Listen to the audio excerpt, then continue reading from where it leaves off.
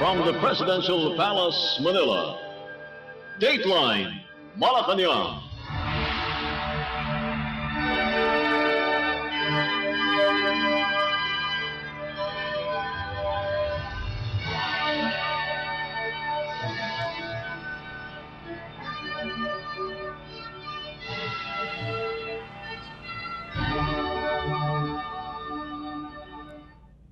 Good day. This is Dateline Malacañang, and here are the news.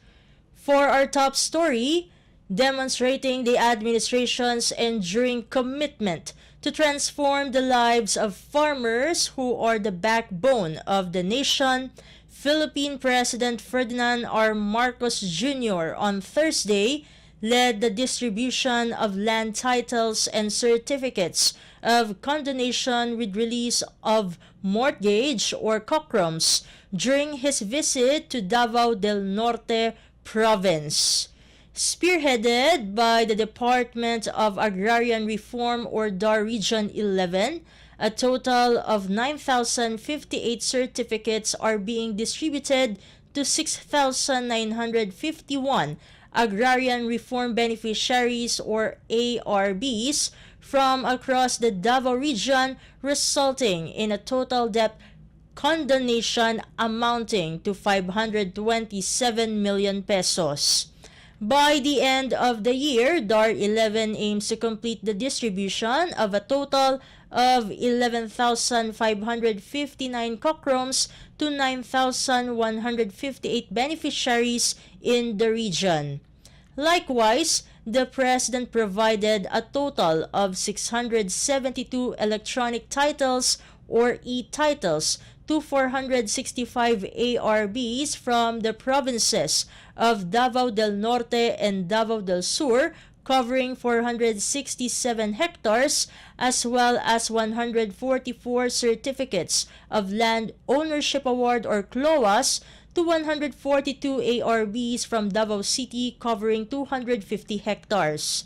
The event marks a significant milestone in securing land ownership under Republic Act or RA number 11953, also known as the New Agrarian Emancipation Act or NAEA, and providing financial relief for the farmers who continue to work tirelessly to sustain the country's food security. Let us now listen to the speech of Philippine President Ferdinand R. Marcos Jr. during the event. Ang rehiyon ng Davao ay may espesyal na bahagi sa aking puso. Hindi ko po malilimutan ang mainit na suporta at pagmamahal na pinadama ninyo sa akin noong panahon ng kampanya at sa bawat na pagkakataon na mapupunta ako rito sa rehiyon ninyo. Dahil dito, masaya akong masaksihan ang patuloy na pag-unlad ng inyong lugar. Hangad ko na sa susunod na pagbisita ko rito ay pasisinayan na natin ang Tagum City Bypass Road at ang Island Garden City of Samal Circumferential Road. Sa 2026 pa raw po matatapos, pero mas maganda kung mas maaga at pipilitin natin mas mabilis at mas maganda pa ang pagpapatayo na yan. Hindi lang po yan, inaabangan din ang pagbubukas ng Carmen Tagum City Coastal Road.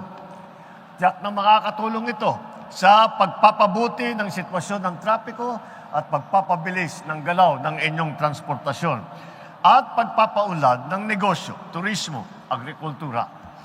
Mas bibilis ang biyahe ng mga produkto, mas magiging madali na ating maipaparating ang mga tourist spot tulad ng mga beach, mga ilog at mga parks dito.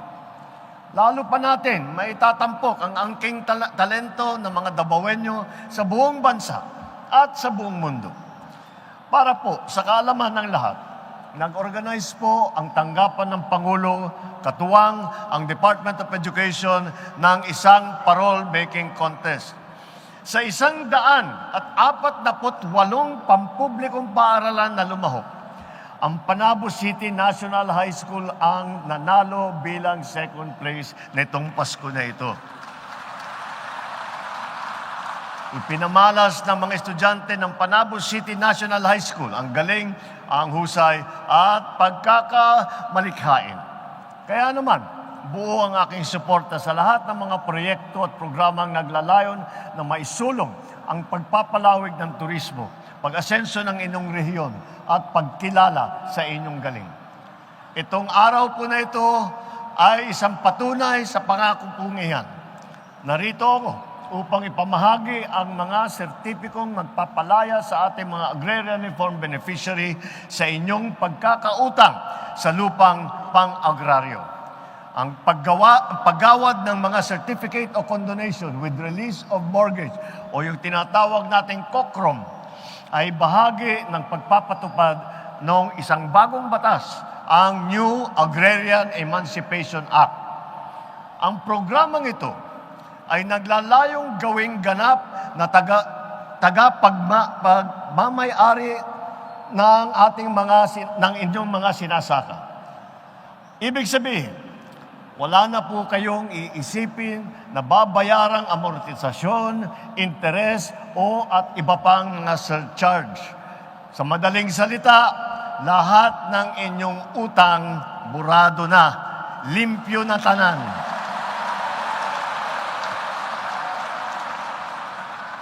Sa buong Region 11 ay magbibigay tayo ng mahigit 11,000 kokrom para sa mahigit 9,000 benepisyaryo. Ito ay may kabuuang lawak na mahigit 13,000 ektarya na nakakahalaga ng mahigit 600 milyong piso. Una natin igagawad ngayong araw ang mga kokrom sa mga benepisyaryong nagmumula sa probinsya ng Davao de Oro, Davao del Norte, Davao Oriental. Bago matapos ang taon, ay isusunod naman natin para sa mga Agrarian Reform Beneficiary sa Davao del Sur, Davao Occidental at sa Davao City. Mahigit 600 e-title sa mga ARBs mula sa Davao del Norte, del Sur ang ating ipapamahagi nang sa gayon magkaroon na ng sariling titulo sa lupang inyong sinasaka. Ito naman ay alinsunod sa proyekto ng DAR, gaya ng split project at ng land acquisition and distribution. Ito ang layunin nito ay mas pabilisin ang paghahati ng lupa para sa ating mga farmer beneficiary at ang pamamahagi ng mga lupang sakahan para sa mga magsasakang walang sariling lupain. Kaya naman, nagpapasalamat tayo sa World Bank dahil katuwang sila ng DAR sa pagpapatupad nito. Bukod pa rito, mamamahagi rin tayo ng mahigit 140 Certificate of Land Ownership o CLOA sa Davao City. Patuloy po ang pagsisikap ng gobyerno nang mabigyan kayo ng mga proyekto na makakatulong sa pagpapalago ng inyong mga sakahan at magpapatatag sa sektor ng agrikultura. Kaya ngayong araw, ipinagdiriwang din natin ang tagumpay ng bunga ng inyong pagsisikap, ang inyong sakripisyo at determinasyon. Makakaasa kayo na sa bagong Pilipinas, hindi namin kayo pababayaan.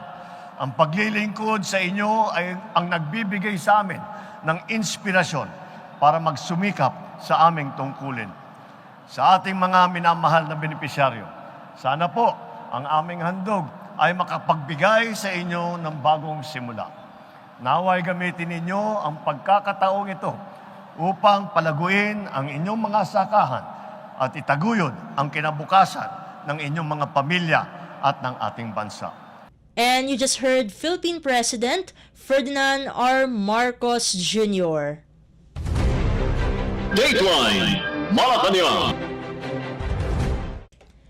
In other news stories, Philippine President Ferdinand R. Marcos Jr. on Wednesday commended the Anti-terrorism Council or ATC for its significant milestones in dismantling threats and fortifying the nation's security this year. During the 33rd ATC meeting and year-end celebration in Malacañang in Manila, the President assured his administration firmly supports the Council's mission. The chief executive said the government will continue investing in initiatives that balance decisive action with inclusive approaches, ensuring a future where peace is not a fleeting idea but a continued and lasting reality. The mission of the ATC extends beyond neutralizing terrorist threats and prevent them altogether. Likewise, President Marcos touted his administration's accomplishments in the anti-terrorism program. President Marcos Jr. said the freezing of assets linked to terrorism, coupled with successful prosecutions, underscores the country's determination to contain the global threat. Let us now listen to the speech of Philippine President Ferdinand R. Marcos Jr. during the event. Today, we pause to celebrate the achievements and honor the dedication, the resilience, and teamwork of the Anti-Terrorism Council. It's a time to reflect and to express our gratitude and renewed commitment to a bagong Pilipinas, where safety and peace are not exceptions, but are expectations. The mission of the Anti-Terrorism Council extends beyond neutralizing terrorist threats. It aims to prevent them altogether. By implementing programs that prevent counter-violent terrorism, we address the roots of radicalization and foster trust within our own communities. When we empower local leaders and engage the youth and provide avenues for dialogue, we are building a safer, more united Philippines. These efforts plant the seeds of hope, the seeds of resilience, ensuring that every Filipino can enjoy and benefit from the fruits of peace. Terrorism is a global challenge, and the Philippines has stepped up as a reliable and proactive partner in the fight against it. By strengthening ties with international allies, the United Nations, and regional organizations, we have elevated our capabilities to address transnational threats. These partnerships showcase our nation as both a beneficiary and a contributor to global security, embodying the Filipino values of solidarity, shared responsibility, all for a peaceful world. This year, the Anti-Terrorism Council has achieved significant milestones in dismantling threats and fortifying our nation's security. By disrupting terrorist organizations and limiting their resources, we have sent an unequivocal message. The safety of our people is our topmost priority, and it will always remain so. The freezing of assets linked to terrorism, coupled with successful prosecutions, underscores our nation's determination to uphold the rule of law. These measures not only safeguard our own communities, but also affirm our commitment to accountability, justice, and peace. Another noteworthy achievement is our progress towards exiting from the Financial Action Task Force, or FATF, gray list. This is a very, very important item. I know that it's not spoken about a great deal in the public domain, but nonetheless, as an obstacle to the continuing transformation of our economy, to the continuing transformation of our place in the world, us exiting from the gray list is a significant move. This milestone will benefit millions of Filipinos, from smoother remittances for overseas workers to increased investor confidence that bolsters our economy. These successes were made possible through the collaboration of various agencies, private sector stakeholders, and tireless public servants. It reminds us that when we move as one, we can achieve goals that resonate across borders, across generations. Let me acknowledge once again those who have been recognized earlier. The work we do requires constant evolution. Terrorism, fueled by advancing technology and shifting tactics, demands a response that blends strength with humanity, vigilance with compassion, and strategy with foresight. This administration firmly supports the Council's mission. Together, we will continue investing in initiatives that balance decisive action with inclusive approaches, ensuring a future where peace is not a fleeting ideal, but a continuing and lasting reality. As we approach the close of the year, let us take a moment to reflect on how far we have come. The achievements, of course, that we celebrate today are triumphs over the challenges that we have faced. Yet, far more than that, they are investments for a brighter tomorrow. To the women and men of the Anti-Terrorism Council, your dedication and service has turned this vision into reality. May these achievements inspire us to aim higher, work harder, and dream even larger. And you just heard Philippine President Ferdinand R. Marcos Jr. Dateline Malacañang. Meanwhile, Philippine President Ferdinand R. Marcos Jr. on Wednesday underscored the importance of empowering the government troops as complex and dynamic challenges continue to plague the country. The president made the remark as he acknowledged that the Armed Forces of the Philippines, or AFP, has been the bedrock of the country's sovereignty for nearly 9 decades, serving as a vital force that protects our land, our people, our freedoms. In his speech during the oath-taking ceremony of newly promoted generals and flag officers, President Marcos said the AFP, as stewards of our national defense, bears the responsibility of ensuring the security of land, seas, skies, and cyberspace. The chief executive said the recent conclusion of the 8th iteration of the AFP joint exercise Dagat Langit Lupa, or Dagit Pa, enhances the government forces' tactics, techniques, and procedures as they address evolving security threats and operationalize the comprehensive archipelagic defense concept. Let us now listen to the speech of Philippine President Ferdinand R. Marcos Jr. during the event. First of all, allow me to congratulate the newly promoted generals and flag officers of the armed forces. This achievement is a clear reflection of how your expertise, your discipline, and commitment to the nation have come together in pursuit of the welfare of our people.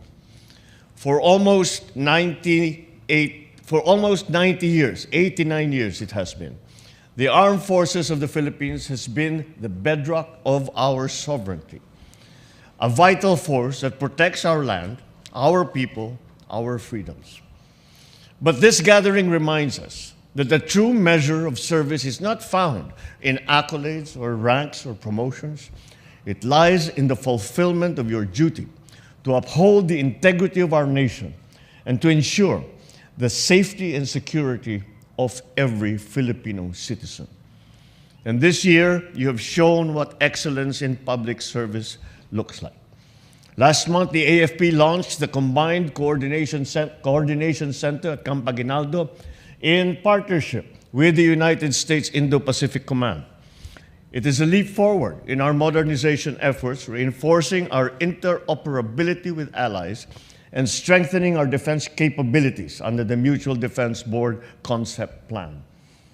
You have also concluded the 8th iteration of AFP Joint Exercise Dagit Pa, or Dagat Langit Lupa, sharpening your tactics, techniques, and procedures. These exercises equip our forces as they address evolving security threats and operationalize the comprehensive archipelagic defense concept. Beyond military operations, you have been instrumental in providing humanitarian assistance and disaster response during some of our darkest hours. In the wake of severe tropical storms Christine, Nika, super typhoons Leon and Pepito, your swift and coordinated efforts saved many, many lives. These actions remind us that the AFP is a force of compassion.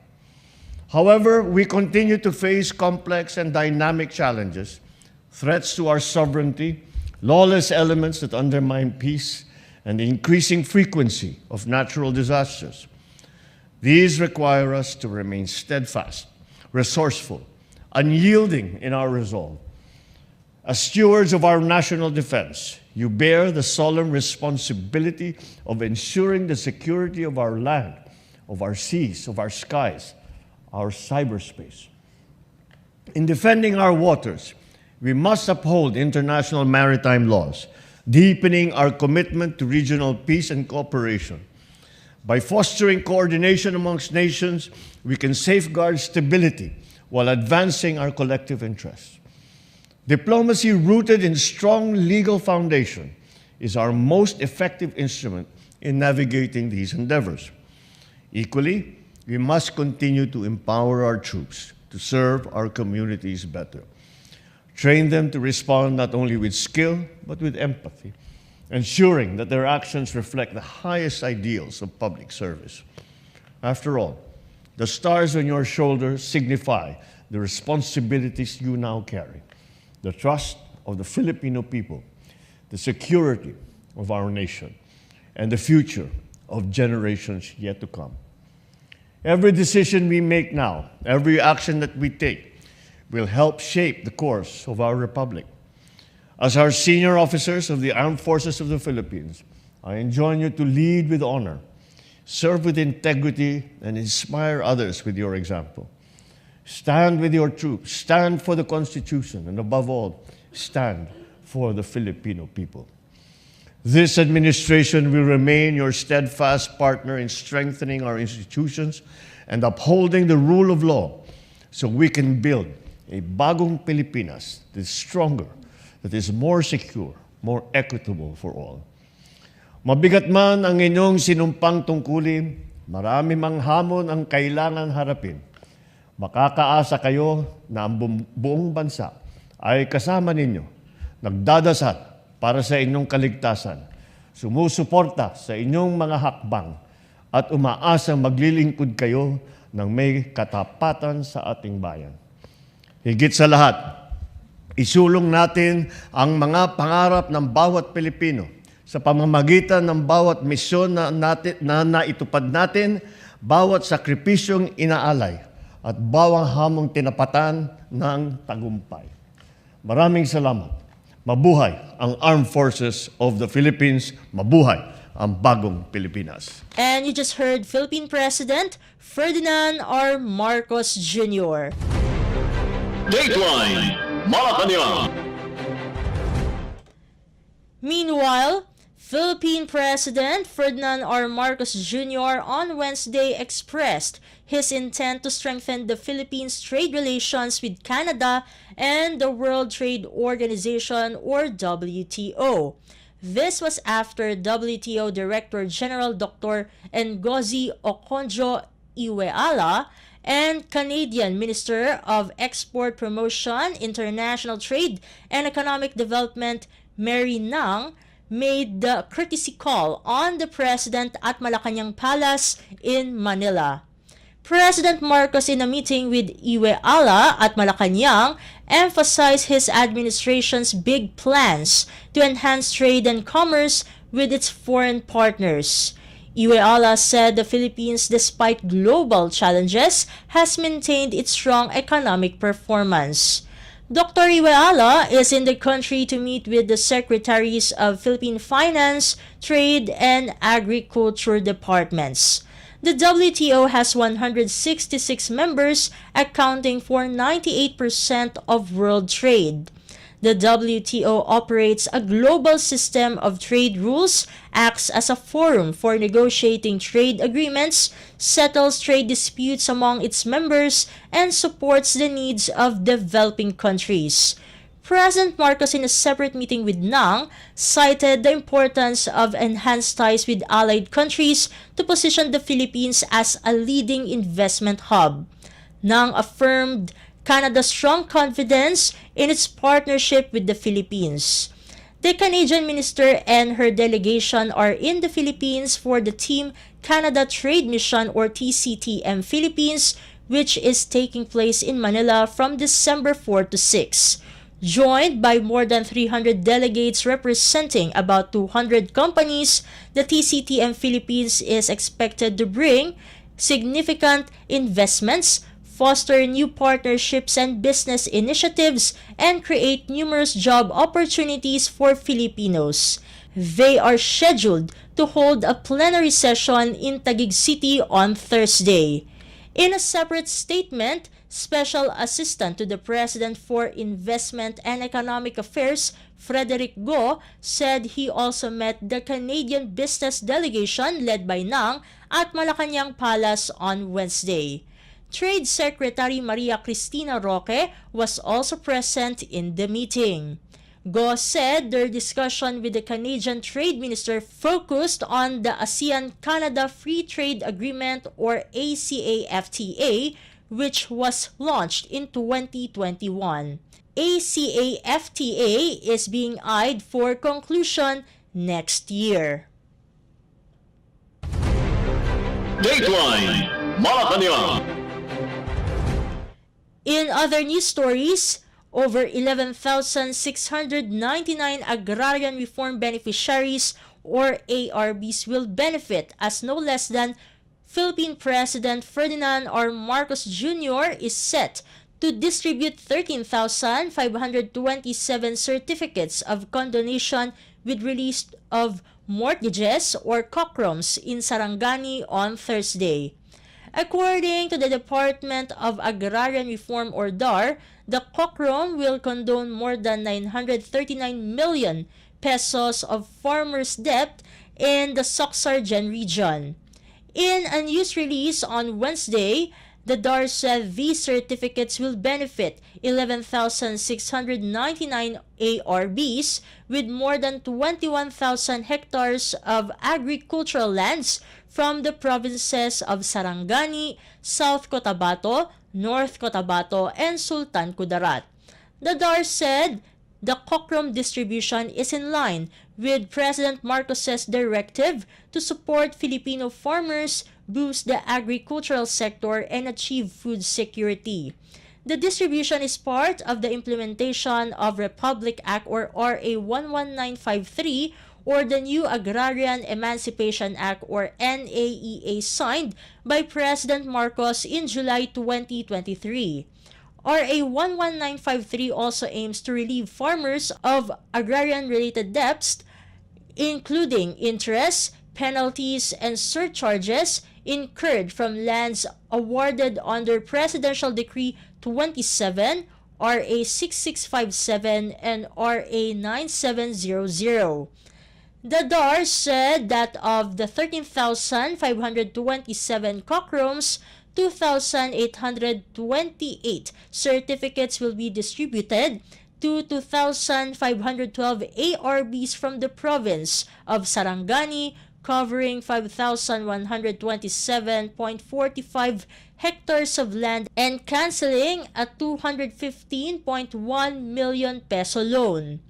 In North Cotabato, 3,270 certificates will be distributed to 2,906 ARBs, covering 4,605.34 hectares of land and condoning a 159.1 million peso loan. President Marcos will also hand over 4,805 certificates to 3,864 ARBs from the province of South Cotabato, covering 7,022.30 hectares of land and canceling a 447.8 million peso loan. In Sultan Kudarat, 2,624 certificates will be distributed to 2,427 ARBs covering 4,343.55 hectares with 117 million peso worth of loans to be erased. RA 11953 covers 1.7 million hectares of agrarian reform land nationwide, expected to benefit 610,054 farmers and to cancel 57.65 billion pesos in total debt. Dateline Malacañang. Filipinos in South Korea are urged to remain calm and follow instructions issued by local authorities amid a political crisis after a short-lived martial law. South Korean President Yoon Suk-yeol declared martial law on Tuesday evening but lifted it early on Wednesday after the parliament voted against it. In an advisory issued on Wednesday morning, the Philippine Embassy in South Korea said it continues to monitor developments and will issue appropriate advisories. Philippine Ambassador to South Korea Maria Teresa Dizon de Vega said the situation in South Korea is normal and there are no major street protests. In a separate radio interview, Department of Foreign Affairs or DFA Undersecretary for Migration Eduardo Jose de Vega clarified that no alert level is hoisted in South Korea as well as an advisory discouraging travel to the country. Yoon declared an emergency martial law at 10:23 Tuesday evening as he accused the opposition of anti-state activities. After the National Assembly voted to revoke the martial law passed one Wednesday morning, he lifted the decree and withdrew the troops stationed at the Assembly compound. Yoon's move have since sparked a fierce backlash and calls for him to step down. Dateline Malacañang. And finally, the Philippines Department of Migrant Workers or DMW has unveiled a new logo symbolizing its commitment to supporting Filipino workers overseas. During the launch of the Overseas Labor Market Situationer or OLMS in Makati City, DMW Undersecretary Dominic Rubia Tutay said the new DMW logo embodies the wisdom, the courage, the dignity of overseas Filipino workers or OFWs under the tahanan ng OFWs worldwide. She said the red and blue shapes depict hands that reflect the agency's assistance and guidance, while the rising sun signifies hope and better opportunities for OFWs. Tutay said the new logo encapsulates the mission of the DMW to offer hope and new opportunities for OFWs, while the 7 rays represent the 7 government offices merged under the DMW. These agencies are the Philippine Overseas Employment Administration or POEA, the Office of the Undersecretary for Migrant Workers Affairs of the Department of Foreign Affairs or DFA, the International Labor Affairs Bureau, the Philippine Overseas Labor Offices under the Department of Labor and Employment or DOLE, the National Maritime Polytechnic, the National Reintegration Center for OFWs under the Overseas Workers Welfare Administration or OWA, and the Office of the Social Welfare Attaché under the Department of Social Welfare and Development or DSWD. Tutay said the colors of the hands combined with the sun and the stars form the colors of the Philippine flag, symbolizing unity and national pride. The families left behind by the OFWs are represented in white, which tells of the sacrifices of Filipino workers to leave the country and work abroad. Meanwhile, the OFW is represented by the yellow mark, depicting a story of courage and determination. Migrant Workers Secretary Hans Leo Kakdak said the logo was designed by John Jeffer Javier, a freelance graphic artist and family member of an OFW working as a mechanic in Saudi Arabia. The design emerged as the winner of the competition opened in November 2023. Kakdak said the new logo would be prominently featured on the DMW's official communications, including its website, social media platforms, and in all of the future advocacy campaigns of the department. Dateline Malacañang. Before we conclude our program, Radyo Pilipinas World Service of the Presidential Broadcast Service is heard over the following shortwave frequencies: 9.475 MHz, 15.640 MHz, and 17.820 MHz. You can also visit our Facebook page and YouTube channel at Radyo Pilipinas World Service. You will be able to hear and view our Filipino and English programs, including news updates here in the Philippines. Kindly subscribe, like, and share our posts as well. And that concludes this edition of Dateline Malacañang for Radyo Pilipinas World Service. This has been Steph Vicente. Good day and stay safe, everyone. From the Presidential Palace, Manila, Dateline Malacañang.